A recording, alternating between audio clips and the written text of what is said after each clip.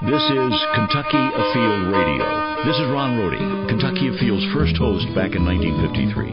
Now, I'm proud to present Charlie Baglin. There are heroes among us, survivors of tragedy, and those who have come face to face with the certainty of death, only to find a way to live.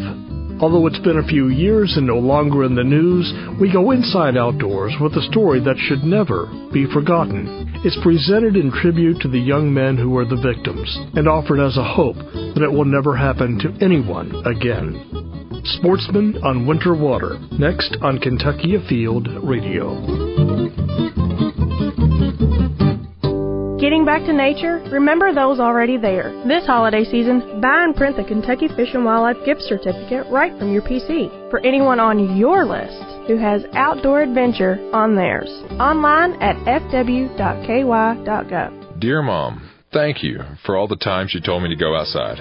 Putting me on trails put me on the right path. If you wrote Mother Nature a letter, what would you say? That's easy. Thanks. Thank you so much. You're amazing. And so are you. If your license plate at home or at work says Nature's Finest, you've helped protect nearly 100,000 wilderness acres across our state for all to enjoy. And we're not done yet. Explore more at heritageland.ky.gov. Honey, what'd you get your brother? The Fish and Wildlife gift certificate. Fishing for ideas, hunting for gifts? Give the Kentucky Fish and Wildlife gift certificate for the person on your list with the great outdoors on theirs. Online at fw.ky.gov. Hindsight, they say, is 20/20. If we had only known. Can you recall a time when you said, I wish I had known then what I know now? Would have made all the difference. To do one thing just a little differently is just a wish in the wind. This happened to three good friends back in December of 2010. They are Justin Hearn and Jeremy Pence. They are both from Carroll County, the city there of Worthville, and Joe McDermott from Anderson County in the town of Lawrenceburg. Good friends, college age, all waterfowl hunters. They were on the Ohio River, and the Ohio River separates Kentucky from Indiana and Ohio. It's pretty big, like a mile or so across, very similar to the Mississippi. Again, no strangers at all to waterfowl hunting. In fact, they had all done very well that day. But there's a but coming. They had all done very well that day, but like most rivers, you never really know what's around the bend. And just as they were preparing to call it a day, they met with the most tragic of circumstances. And it's a story you need to hear. One of the survivors of that ordeal, Joe McDermott, is in the studio with me, and I've asked Joe to relive that day. And Joe, are you ready for this? Yes, sir. 16-foot aluminum flat-bottom John boat. 20-degree day. Choppy water. Even that in itself sounds like a challenge. Is this common when you waterfowl hunt to be in those kind of conditions? Not typically. It was actually a very calm morning that day, and it turned choppy as we were out on the other side of the river. So it was unexpected. Unexpected.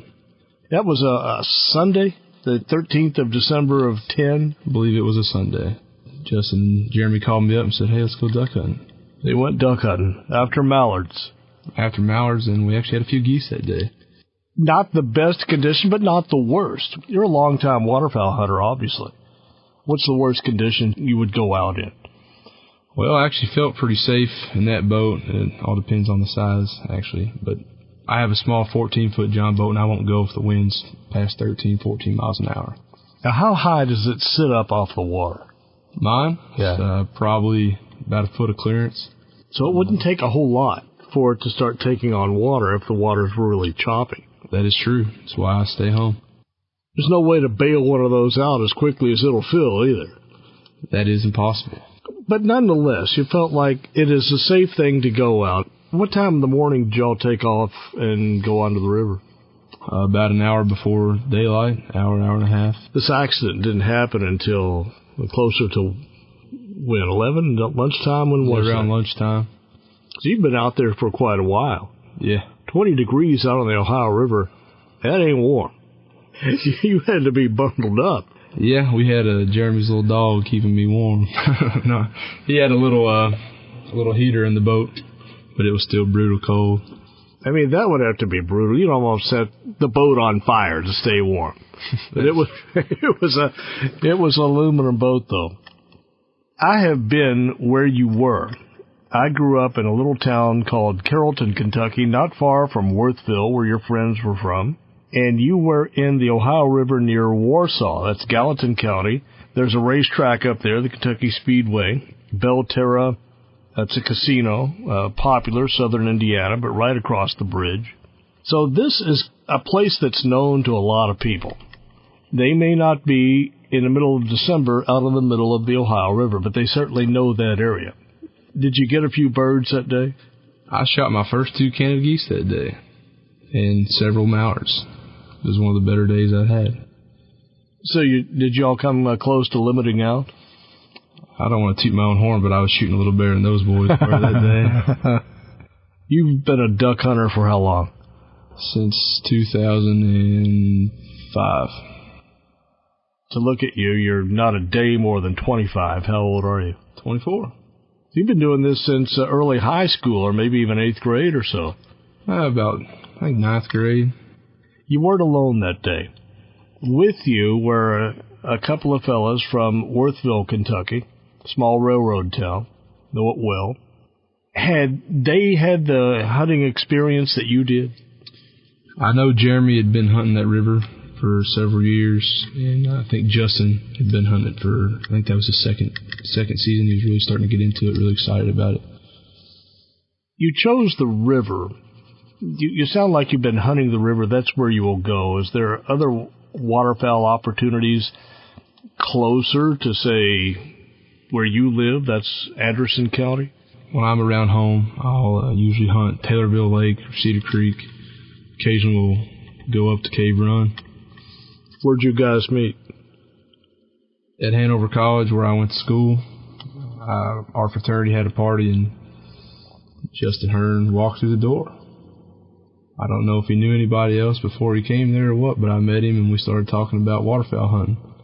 Hanover College that's pretty close to Madison, Indiana, southern Indiana, the river city. That would be the main town in Jefferson County where Hanover was located. And so Justin was a student there, Jeremy as well? No, sir. I think Justin just came up to see what was going on. And met him at a party at our fraternity's house. Who was the movie star from Cheers? Was it Woody Harrelson? Woody Harrelson, yes. That's cool. You're probably in the same classrooms and things that Woody was in. Yeah, I actually had a class in the theater building for an elective, and I guess he's real big buddies with the theater professor there at Hanover. So you've been loving this outdoor business for a long time. You're a graduate student now. Where are you in school? The University of Kentucky. And you're studying? It's forestry. It's through the Department of Forestry, but we're conducting a study on white-tailed deer, partnering with Kentucky Department of Fish and Wildlife. Have you had close calls in the past when you've been duck hunting for the last decade? We had actually flipped the boat one time at Taylorville Lake before. And was it the same 3 of you? No, sir. It was another friend of mine, the boy who taught me how to waterfowl hunt. Your friends, did they have the same experience, or were you the most experienced on the water that day? He was the person who taught me, so he'd had 3 to 4 seasons before me. We'd actually stopped the boat. We were going to come back across, and a couple mallards lit over top our heads, and he swung the fire on them when the boat was stationary, and it was a little 10-foot John boat, and it just kind of turned. We were, like I said, not more than 10 or 15 feet off the bank probably, so it wasn't near as bad as this one. It doesn't take much to tip. They're not the most stable craft on the water, is a John boat. It is not, and also when it's got 2 250-pound boys in it. Yeah. Walk me through that day of December 13th of 2010, Sunday morning. On the water at daybreak, I guess? Yes, sir. met them at a little gas station, leaving Warsaw, and we drove down the boat ramp. Looked like a nice day. The water was glass. Had good cloud cover. Called for. It was middle of December, Christmas coming, holiday season. You probably had plans for later that afternoon. I did. I was going to take my girlfriend to dinner. That didn't happen. No, sir. You had 10 seconds. Your world began to sink right out from under you. What happened next when we come back? I'm Charlie Baglin, and you are listening to Kentucky Afield Radio. You are listening to Kentucky Afield Radio. My name is Charlie Baglin, and we have dispensed with much of the traditional theme music for this show, given the grim subject matter. In the studio is Joe McDermott, who is recounting a hunting trip, a waterfowl hunting expedition that he had taken on the Ohio River in Gallatin County. That's northern Kentucky. A very good day for duck hunting, as luck would have it, until a front started to make its way into the Ohio Valley. And the small boat that Joe and his two friends, Justin and Jeremy, were in, began taking on water. And I remember reading the boating accident report said that you all were able to swim to the Indiana side. Now, that river, that's a wide son of a gun. That's close to, what, a mile? It's pretty wide there. We were, I'd say, about to the middle, probably the middle, maybe leaning more towards the Kentucky side of the river that day. We were on our way back across. And it was getting towards 12 o'clock. At some point, you were going to call it a day anyway. How long do you think you would have stayed out? The birds were actually flying excellent, if I remember correctly, that day. And we were doing quite a bit of shooting. Had the water not started to get up so nasty, we probably would have stayed until into shooting time. At some point, the wind started to pick up. And you're pretty good distance out into the water, 35 horsepower motor on that John boat. But did you notice that the water was really starting to get choppy, the wind was picking up? Did that cause any concern? Yeah, so we were actually hunting on the Indiana side of the river, pretty close to the casino. You could definitely tell when the water started to get nasty, the wind was picking up a lot. Obviously, we were a little nervous about getting back across, but it didn't seem like it was anything that we couldn't handle. Did you wear life jackets in the event? Unfortunately, no. But they were on board the boat? There were some on board the boat, yes. At some point, your boat started to take on water. What was the first thing that went through your mind then? We're in trouble. That's about it. I just picked up the last goose and we were going to scoot on across. When you say just picked up the last goose and you were going to scoot on across, so you had just shot one out of the air, you're going to motor over to it where it landed in the water, pick it up, and then go on back to shore. And at that point, the boat started taking on some water. Yes, the bilge pump stopped working. Jeremy and Justin were standing in the back right corner of the boat, and the water broke over the edge. Was that as simple as, had the individuals on the boat been more evenly spaced out, that maybe it wouldn't have? Was it just heavy in the rear?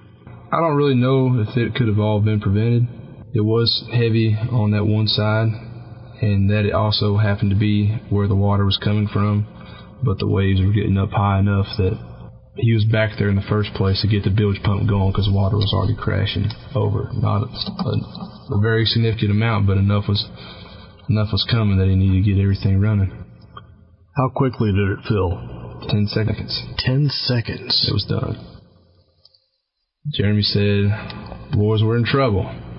About 10 seconds later, he said, "Boys, we're going down." And it sunk right out from under us. No tipping, straight down. That didn't leave you very long to react. What was your first thing that, I can swim to shore, I'm going to be okay, I need a life jacket, this is it, I'm a goner? What? I said, "Throw me a life jacket." I went into the water with a life jacket in my hand. And Justin and Jeremy? Justin did not have a life jacket. Jeremy ended up getting a flotation cushion. And he was able to hold on to that. He'd actually stuck his arms through it, and I don't know how he was able to move, but he did. Once the boat sank, we all huddled together. There was a large bag of decoys that we attempted to hold on to, kind of doggy paddle our way. Everybody stayed together. It just came open. It wasn't tied. It just came open. Now, those decoys, they float, right? Those could have been a viable source of flotation for you, right? Yeah. We scrambled for anything that would keep everyone together and that we could all power across. Are you a good swimmer? I think I'm a pretty good swimmer, yes. Unless you're wearing waders and it's 20-degree water and you're fighting for your life. Adrenaline sort of kicks in. How about Justin and Jeremy? How good of swimmers were they? I was actually swimming differently than they were. I was on my back. I wasn't trying to do like a freestyle or something, because once you hit that water, it's so cold you can't really move. It took my breath away as soon as I hit it. And my first thought was to get my waders off. And my hands were so cold in a matter of seconds that I couldn't pop the clip on my waders to get them off. So I knew I couldn't swim like that. So I swam on my back. You lose fine muscle movement really quick, and I could just move the major body parts. I could move my arms and my legs pretty well, but no fine motor movements or anything. And it also kept my head up out of the water the whole time. So as far as like squeezing those snaps or buttoning something, there's no way to do that. Your hands were so cold. Couldn't do it. That was almost immediately I tried to do it, and I could not. So your life went from, well, we better get to shore, to within 30 seconds, this boat has sunk, and almost immediately you couldn't even take off your waders without struggle. Yes. Didn't see that coming, did you? I never would have thought it, but I think just the way that the boat was positioned to get that bird. You had to be at this point closer to the Indiana side. No, we were. If anything, I think we were a little bit closer to the Kentucky side, but we swam to the Indiana side because there were houses there and there was nothing on the Kentucky side. That makes sense. So you were still thinking clearly.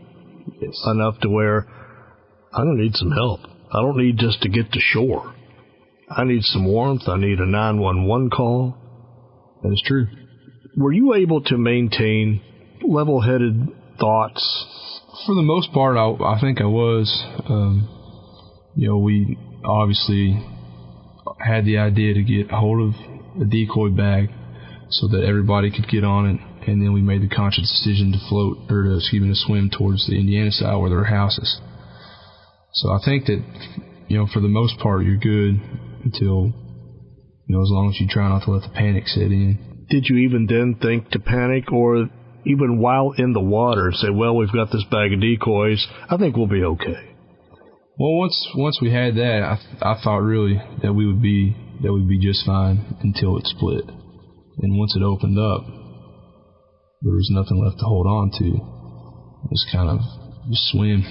So you couldn't grab an individual decoy? No, sir, that would not be enough. So you were wearing your life jacket. Your friend Jeremy had a throwable, a cushion that he could hold on to. So that leaves your friend Justin. Yes. What was he able to use for a life jacket, or where was his at this time? His ended up in the boat. He did not make it into the water with a life jacket or any type of flotation device, which is also another big benefit to the bag of decoys. Everybody could have stayed on it and floated and, at least held on to something. You would never expect to tie that bag of decoys just in the event you all went overboard. That's just not something you think about. Or is it? Well, going overboard is never the thought. You never think of that when you're going onto the water. So the way wasn't a thought that crossed my mind. Make sure you tie the bag up in case we need it later. If anything, you would make sure they don't spill out in the boat. So you're swimming. Jeremy is swimming. And Justin, are you three nearby each other? Could you hold on? Could you be there for each other's aid, or were you drifting apart? He didn't have a flotation device, and he started to panic, so he was clawing on me. I told him he had to get off and swim like we were, because I couldn't hold him, which was the hardest thing to do. You could have gone down too. Yes. You didn't have the capability to save somebody. When you're trying to save yourself, it's kind of hard to save someone else in the process, I guess. Yeah, I'm not a lifeguard. I mean, I can swim well enough for myself, but I don't think I could have done it with two. I'm positive I couldn't have done it with two. We just told him to swim, and he panicked, went to the decoy bag. That was the last place I saw him. So he started swimming toward the decoy bag. Well, when it kind of split, break off, and he tried to latch onto me. Told him he couldn't, and he stayed with the decoy bag. You know, nothing in it, nothing enough to do anything, and he panicked. He vanished. You can only imagine the conditions that you all had to struggle through. Just ahead, we will have our fishing report as usual, and the two men were able to reach the Indiana side of the river, only to find another challenge waiting. It was winter. Many folks weren't home. Knocks on doors went unanswered. What then? Stay with us. You're listening to Kentucky Afield Radio. This is Kentucky Afield Radio. My name is Charlie Baglin. The show you're listening to is called Sportsmen on Winter Water. It first aired back in 2014, but the message still today is very applicable to waterfowl hunters. If you would like to hear it again or share it with someone that you know it would impact, just go to our Facebook page. In the search box, put in Kentucky Afield Radio, and you'll see it right there. We will have the rest of the story after our fishing report. Hi, this is John Williams with the fishing report for Southeast Kentucky. At Lake Cumberland, our recent sampling revealed the striped bass most of them have moved up into the creeks. Usually this time of year they're gorging on small shad, so casting doll flies or jigs, imitating shad would be a good bet. If you can't find the real thing, obviously alewives or shad drifted's always the best bet. Elsewhere in the district, we've stocked trout in Rock Creek. Remember, there's a catch and release season on Rock Creek in the upper part above Bell Farm Bridge. And finally, in Barberville at Brickyard Ponds, we recently stocked 2,500 trout. Those can be caught on a variety of baits, including inline spinners. Real good access around Brickyard Ponds, so give that a try. As always, good luck, good fishing. This is Tom with your fishing report from the Northeast. For starters, trout have been stocked into the State Park lakes at Greenbow and Natural Bridge, our Fens lakes in Mason, Madison, and Montgomery counties, and the tailwaters at Grayson and Cave Run Lake. Next, we have crappie up on Cave Run Lake and Grayson Lake, and on the main lake portion of Cave Run, you'll have to do a little searching. This would be a good time of the year to dust off the trolling and spider rigs and roam around some of the department reef fishing attractors off of Adams Point near Clay Lick and the short one off of the Twin Knobs Beach. Finally, our cream of the winter crop is the Ohio River, and we've gotten some good reports of anglers having a ball with the white bass, hybrid striped bass, and the sauger behind the Meldal and Greenup locks and dams. Some patience up there should net you a limit of any of these species. At Meldal, your best bet is off the fishing pier on the Kentucky side of the bank, and up on Greenup, you'll need a boat to get where you need to be, and that's more closer to the Ohio side. That should do it for us. Wherever you go, good luck and stay safe. This is Rob Rold in the Northwestern Fishery District. Rough River Lake and Nolin River Lake have both now reached winter pool. Temperatures right around 50 or low 50s. Nolin's still catching some nice bass, fishing shad wraps around the points and steeper banks. At both Nolin and Rough, anglers are still doing pretty well catching several crappie. And they're catching them on brush pile 2-3 feet deep, especially on the sunny days. They have a tendency to be a little shallower. Cloudy days, they'll move shade deeper, 3 or 4 feet. Anglers have also been catching several crappie on the Peabody WMA Mine Lake pits. And we stocked 3 trout lakes on Peabody, and those are Rob's Lake, Flycatcher Lake, and Access Lake. Hypothermia can be very dangerous this time of year, so be doubly careful when you're in or around the water. And also always wear your life jacket.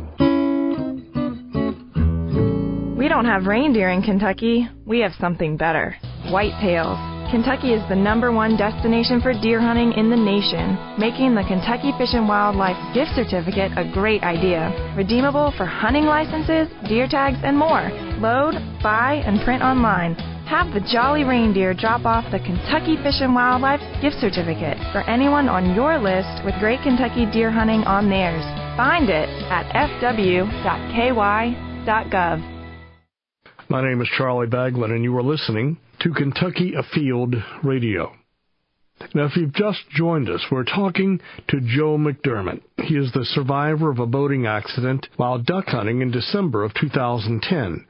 This was in the middle of the Ohio River, Gallatin County, a little downstream from Cincinnati.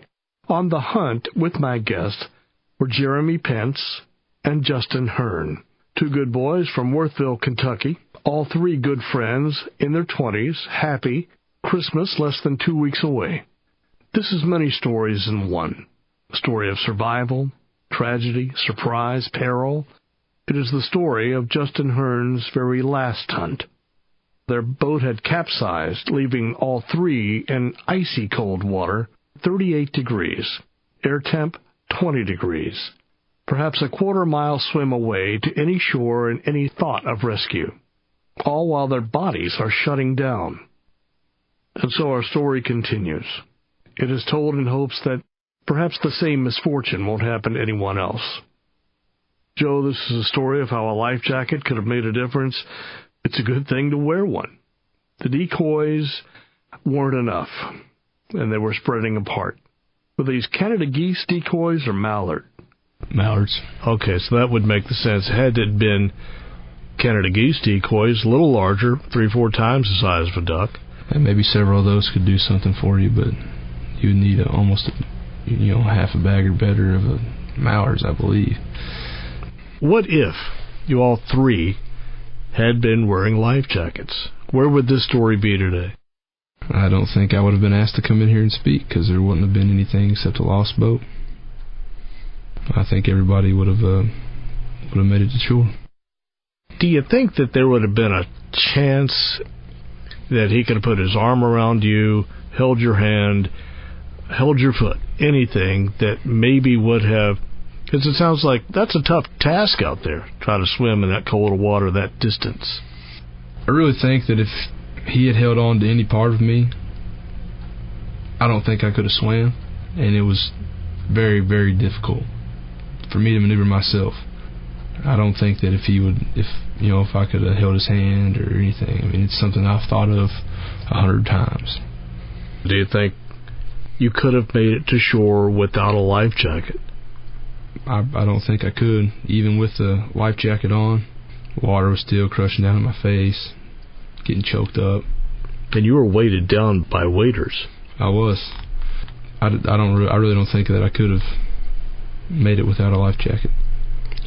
There was Jeremy also in the water, and he had the throwable, and I'm assuming that he was either swimming or holding on to that throwable and trying to kick paddle his way over toward these houses on the Indiana side. Yeah, he was doing like a freestyle, what everybody thinks of when you're swimming, and I actually passed him swimming how I was. I don't know if it's just more efficient or what it was, but then he saw what I was doing and did the same thing, and I beat him to shore by quite a bit.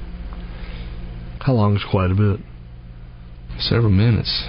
About 50, 75 yards out from the bank, there was a big sandbar poking out. It wasn't poking out of the water. It was maybe a foot, 2 foot underneath the surface, but it was enough to get your body up. So once I hit it, I just started shouting encouragement. So meanwhile, your friend Justin, who had plans that night, was still in the water, and the last you saw of him... He was with the decoy bag. Was with the decoy bag. And at what point did you feel like maybe he can't make it to shore like the other two of you? I don't know. I just... the waves were high. You couldn't really see anything. Even when I got back to shore, it was hard to see out there. You could see very little. Jeremy got there and we still didn't see him. kept hollering, and we made straight to the houses to try and find somebody just in case he was floating out there somewhere. One thing I did read in this report that was sort of eerie, you see this hand going down in the water. Was that your sight? Was that your friend's? That was my sight. He was with the decoy bag and doing this. Waving. How often do you see that now? Pretty frequently. Every time I get into a duck boat in the winter. What are you doing differently now that may make the difference?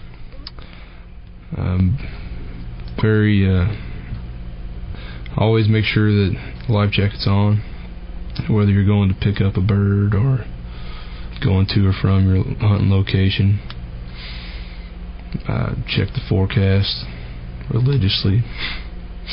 Make sure what the weather's going to do. There's several times this year you get there and it'd be 7 to 10 mile an hour and be fine. We could see about like, hey, 9:30 it's going to pick up to 17. Let's leave by 9. So you have a plan in place. Yeah. You plan the hunt, you hunt the plan. And you wear your life jacket. Yeah. Justin didn't see that coming, nor did you, nor did Jeremy. No one. The day just went south.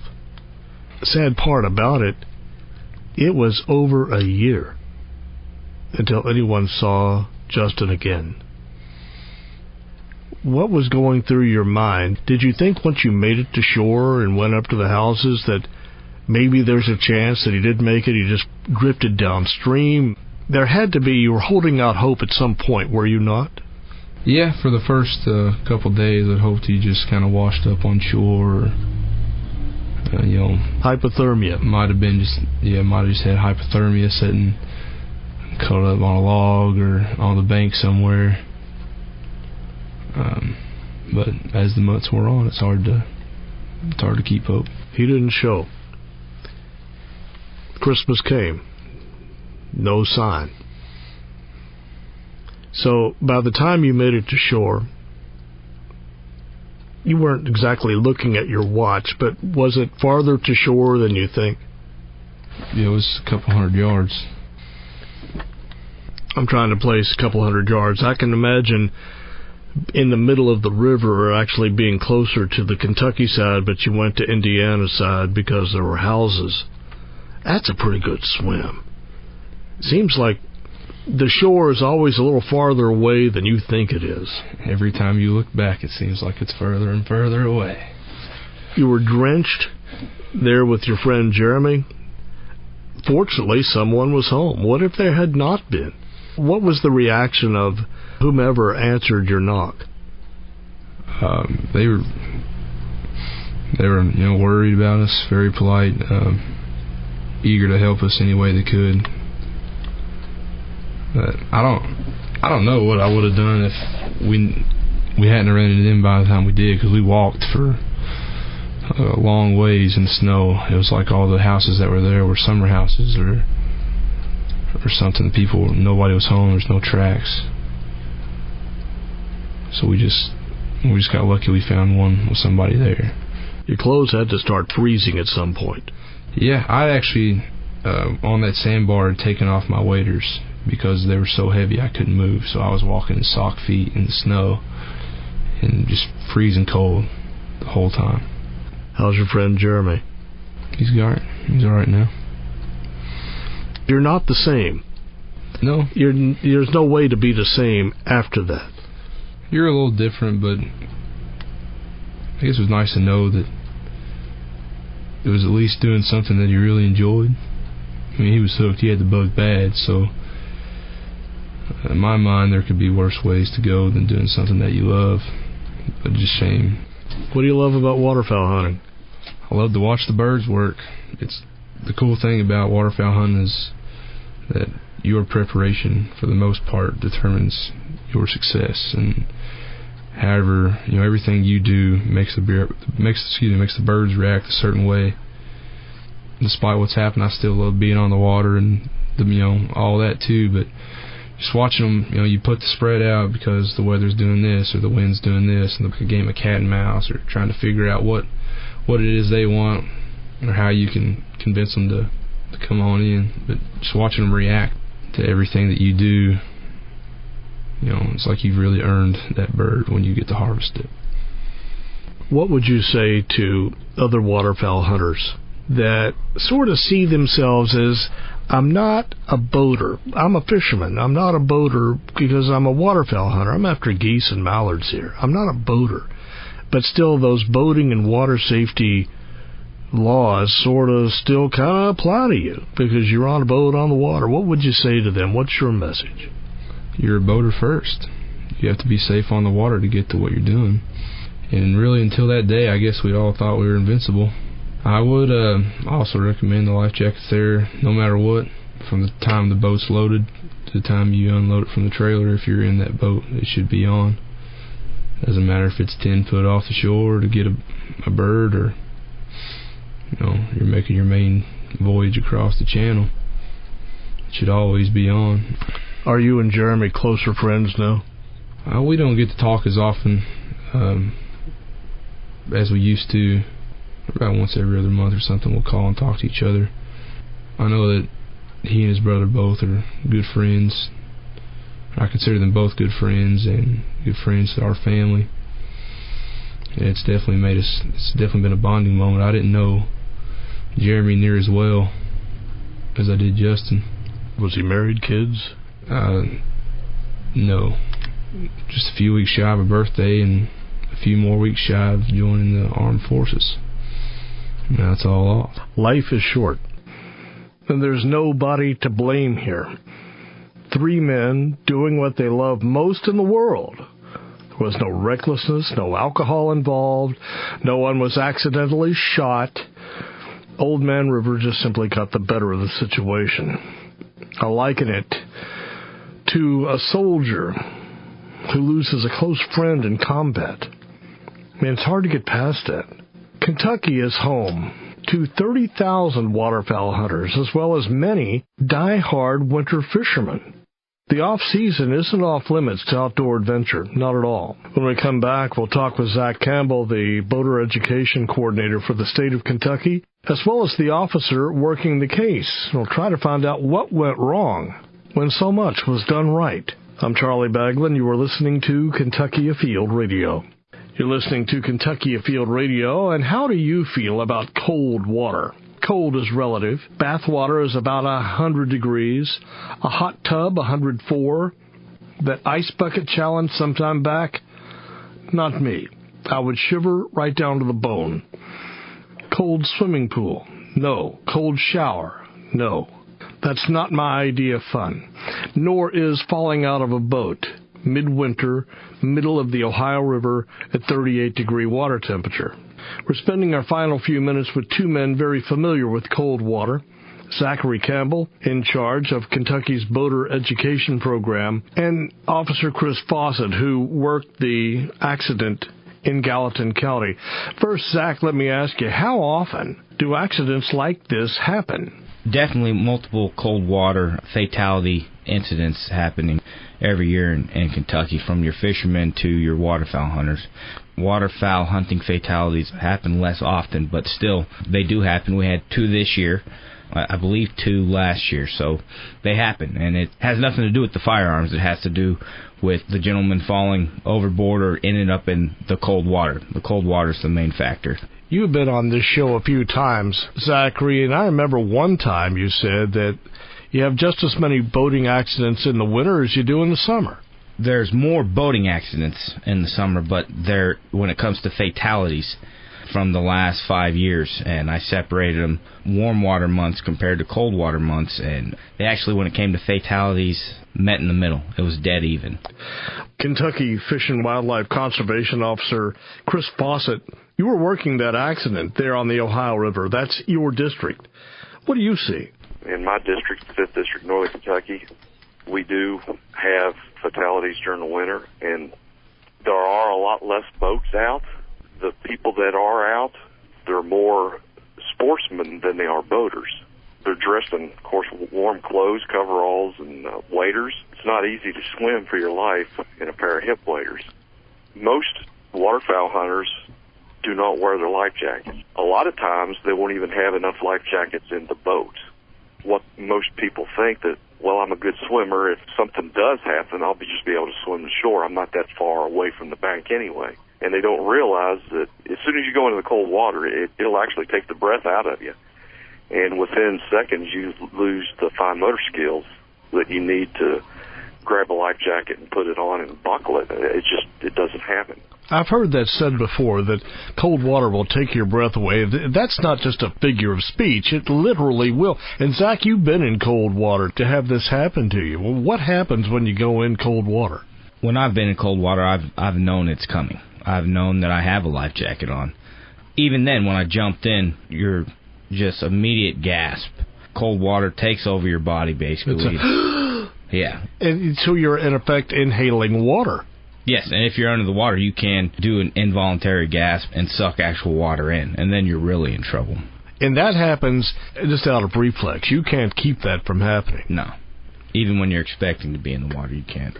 You never know what's going to happen when you're out fishing or waterfowl hunting, and you can be knocked off. Even the activity of fishing and hunting, it takes your focus away from what you're doing. You're focusing on that bird flying across the air, going down to grab the net to get a big fish in, and you can easily slip and fall in. So the best thing you can possibly do is wear your life jacket, especially in the cold water. Your life jacket's got your back. What these hunters were doing seemed to me like they were using a lot of common sense, Officer Fawcett. They had a heater with them. They had some years of experience. They had their life jackets on board. They were legal hunters. They had the licenses and permits. What might have been done in addition to have prevented this accident? Right before they went under, they had shot a goose. It landed near Center Channel, the Ohio River. Waterfowl hunting is best when the weather's bad. So that day, it was windy. It was cloudy. The weather was bad. It was pushing waterfowl into the area. When this goose hit the water near Center Channel, they went out in their boat to pick it up. The waves, it was almost a whitecap situation. And when they bent over to pick the goose out of the water, they really didn't realize that the water was lapping into the boat. It doesn't take very long for a boat to sink. Once the boat started taking on water, it was just a matter of seconds before they were all in the water. I teach boater safety classes. One of my sayings is you can't plan an accident. You may hit an object that's submerged underwater and flip the boat.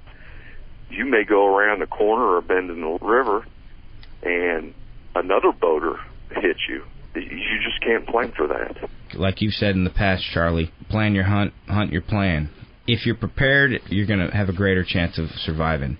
And one thing you mentioned before about them being in the middle of the Ohio River, and it's not like you're 10 feet from shore, but when cold water's involved, a great many fatalities, people actually die 10 feet from safety. 10 feet's a long way if you don't have your life jacket on and you fall into cold water. That cold water is a totally different story no matter how good of a swimmer you are.